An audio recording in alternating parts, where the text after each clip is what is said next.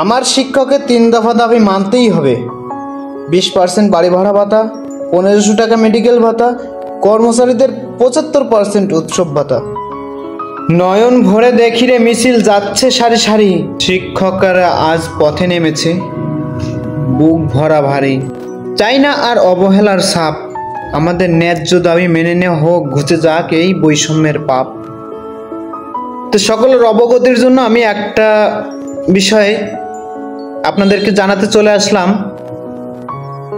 যে আজকে এই বৈষম্য মুখর এমপিওভুক্ত বেসরকারি শিক্ষক কর্মচারীর যে পাপ নিয়ে দায় নিয়ে এই আন্দোলন চলছে,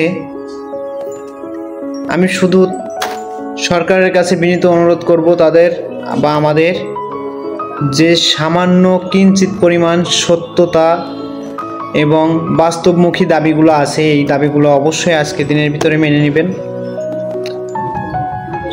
শিক্ষকরা যেখানে জাতি গড়ার কারিগর, শিক্ষকরা যেখানে জাতি গড়ার কারিগর, তো সেখানে তাদের মূল্যায়নটা অবশ্যই আগে করা উচিত। আমিও একজন স্টুডেন্ট ছিলাম, এখন আমি একজন বিদ্যালয়ের কর্মচারী হিসেবে নিয়োগপ্রাপ্ত আছি। তো আমি জানি কতটুকু জ্বালা যন্ত্রণা দুঃখ ভোগ করে সেই শিক্ষক আমাদেরকে পড়াশোনা করিয়েছেন, কতটুকু জ্বালা যন্ত্রণা এখন ভোগ করছেন এই সময়, এখনকার সময়ে এসে। তো হাত জোড় করে আমি আপনাদের কাছে মিনতি করছি যে শিক্ষককে এবং শিক্ষাগুরুকে ভালোবাসেন, তারা অবশ্যই শিক্ষকদের পাশে দাঁড়াবেন।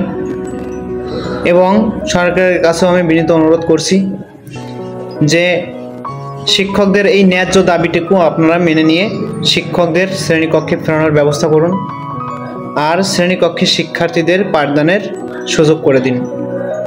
ধন্যবাদ।